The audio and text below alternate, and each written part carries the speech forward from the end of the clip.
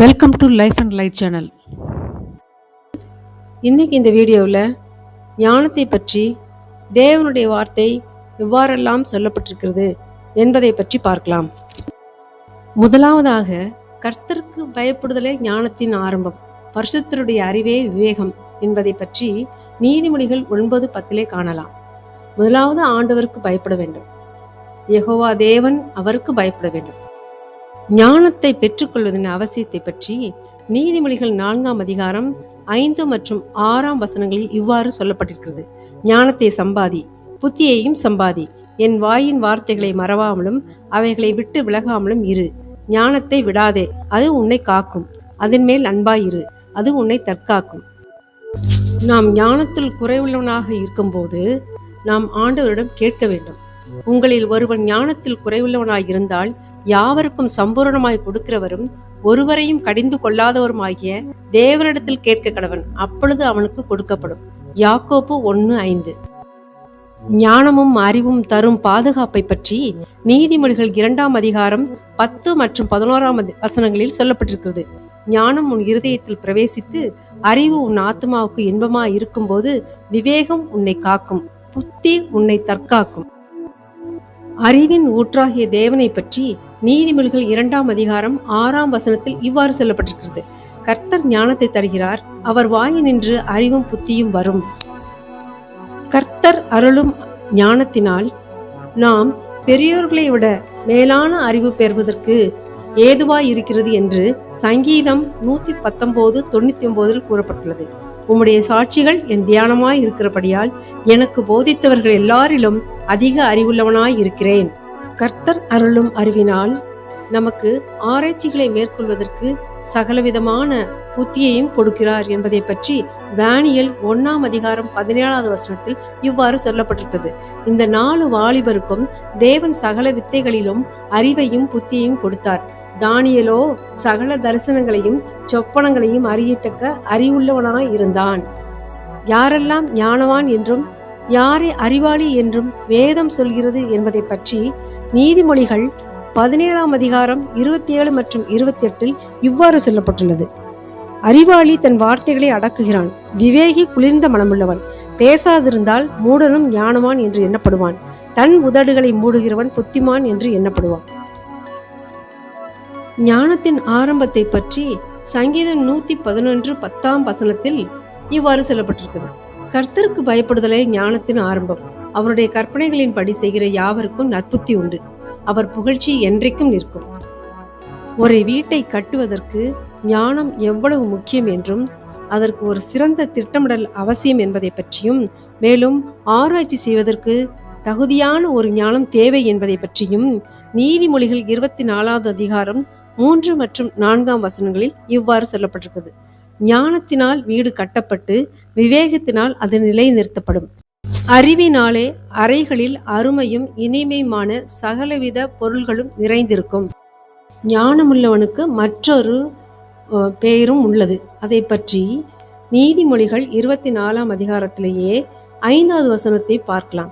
ஞானமுள்ளவன் பலமுள்ளவன், அறிவுள்ளவன் தன் வல்லமையை அதிகரிக்க பண்ணுகிறான். ஞானத்தை எதனிடமிருந்து கற்றுக்கொள்ள வேண்டும் என்பதை பற்றி நீதிமொழிகள் 6:6 இவ்வாறு சொல்லப்பட்டிருக்கிறது. சோம்பேறியே, நீ எறும்பிடத்தில் போய் அதன் வழிகளை பார்த்து ஞானத்தை கற்றுக்கொள். இப்பொழுது கர்த்தருடைய ஞானத்தை பற்றி வேதத்தில் எவ்வாறெல்லாம் சொல்லப்பட்டிருக்கிறது என்பதை பற்றி பார்க்கலாம். ரோமர் 11:33 தேவனுடைய ஐஸ்வர்யம், ஞானம், அறிவு என்பவைகளின் ஆழம் எவ்வளவாய் இருக்கிறது! அவருடைய நியாய தீர்ப்புகள் அளவிடப்படாதவைகள், அவருடைய வழிகள் ஆராயப்படாதவைகள். கர்த்தருடைய ஞானம் அவருடைய சிருஷ்டிப்பில் எவ்வாறு வெளிப்பட்டிருக்கிறது என்பதை பற்றி நீதிமொழிகள் 3:19 இவ்வாறு சொல்லப்பட்டிருக்கிறது. கர்த்தர் ஞானத்தினாலே பூமியை அஸ்திபாரப்படுத்தி புத்தியினாலே வானங்களை ஸ்தாபித்தார். கர்த்தருடைய ஞானத்தை பற்றி தானியேல் 2:20 இவ்வாறு சொல்லப்பட்டிருக்கிறது. தேவனுடைய நாமத்துக்கு என்றென்றைக்கும் உள்ள சதா காலங்களிலும் ஸ்தோத்திரம் உண்டாவதாக. ஞானமும் வல்லமையும் அவருக்கே உரியது. கர்த்தர் மறைபொருளை எவ்வாறு வெளிப்படுத்துகிறார் என்பதை பற்றி தானியேல் 2:22 இவ்வாறு சொல்லப்பட்டிருக்கிறது. அவரே ஆழமும் மறைபொருளுமானதை வெளிப்படுத்துகிறவர். இருளில் இருக்கிறதை அவர் அறிவார், வெளிச்சம் அவரிடத்தில் தங்கும். கர்த்தருடைய ஞானத்தை பற்றி எரேமியாவின் புஸ்தகத்தின் 10ஆம் அதிகாரம் 12ஆம் வசனத்தில் இவ்வாறு சொல்லப்பட்டிருக்கிறது. அவரே பூமியை தம்முடைய வல்லமையினால் உண்டாக்கி, பூச்சக்கரத்தை தம்முடைய ஞானத்தினால் படைத்து, வானத்தை தம்முடைய அறிவினால் விரித்தார். இன்னும் அதிகமான வசனங்கள் ஞானத்தை பற்றி பரிசுத்த வேதாகமத்தில் சொல்லப்பட்டிருக்கின்றன. இந்த வீடியோவில் மிக குறைந்த வசனங்கள் மட்டும் தியானிக்கப்பட்டுள்ளன. இந்த உலகமும் அதில் உள்ள கோடிக்கணக்கான அதிசயங்களும் எப்படி உருவாயின என்று நாம் எப்போதாவது சிந்தித்தது உண்டா? மனித அறிவு எட்டுவதற்கு அரிய பல ரகசியங்களை தேவன் தம்முடைய ஞானத்தினால் படைத்துள்ளார். பூமியின் அஸ்திவாரம் முதல் வானத்தின் விரிவு வரை அனைத்தும் அவருடைய விவேகத்தினால் நிலைநிறுத்தப்பட்டுள்ளது. பார்க்கும் ஒவ்வொரு சிறு அணுவும் விண்மீன்களும் கர்த்தருடைய துல்லியமான திட்டமிடலுக்கு சான்று. அவர் வல்லமையுடையவர் மட்டுமல்ல, அவர் ஞானத்தின் ஊற்றாய் இருக்கிறார். நம்முடைய வாழ்க்கையில் பல நேரங்களில் ஏன் இது நடக்கிறது என்று கேள்வி எழலாம். ஆனால் கர்த்தர் சொல்கிறார், பூமியை பார்க்கிலும் வானங்கள் எப்படி உயர்ந்திருக்கிறதோ அப்படியே உங்கள் நினைவுகளை பார்க்கிலும் உங்கள் வழிகளை பார்க்கிலும் என் வழிகளும் உயர்ந்திருக்கிறது. நம்முடைய அறிவு மிகச் சிறியது, ஆனால் இருளில் மறைந்திருப்பதை வெளிப்படுத்தும் தேவன் நம்முடைய எதிர்காலத்தை தம்முடைய ஞானத்தினால் ஏற்கனவே திட்டமிட்டு வைத்துவிட்டார். அத்தகைய தெய்வீக ஞானம் நமக்கு கிடைக்குமா? நிச்சயம் கிடைக்கும். கர்த்தர் ஞானத்தை தருகிறார். அவர் வாயினின்று அறிவும் புத்தியும் வரும் என்று சொல்லப்பட்டிருக்கிறது.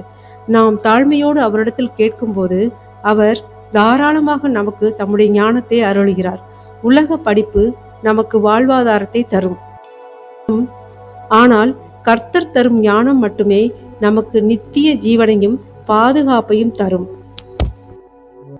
எனவே நம்முடைய சொந்த புத்தியின் மேல் சாயாமல் ஞானத்தின் தேவனாகிய கர்த்தரை சார்ந்து கொள்வோம்.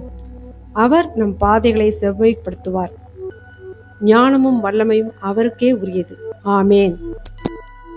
இந்த வீடியோ உங்களுக்கு பிடிச்சிருந்துச்சுன்னா லைக் பண்ணுங்க, ஷேர் பண்ணுங்க, சப்ஸ்கிரைப் பண்ணுங்க. தேங்க்யூ ஃபார் வாட்சிங். நீங்கள் பெற்றுக்கொண்ட ஆசீர்வாதத்தை கமெண்ட் பாக்ஸில் சொல்லுங்க. ஆமேன். மேலும் அடுத்த வீடியோவில் எந்த மாதிரியான டாபிக்ல பைபிளை பற்றி தியானிக்கலாம் என்பதை கமெண்ட் பாக்ஸில் சொல்லுங்க. இந்த ஞானத்தை பற்றிய வீடியோவை பதிவு செய்ய தேவன் எனக்கு கொடுத்த ஞானத்திற்காக அவருக்கு நன்றிகளை ஏறெடுத்து இதனை முடிக்கின்றேன். ஆமேன்.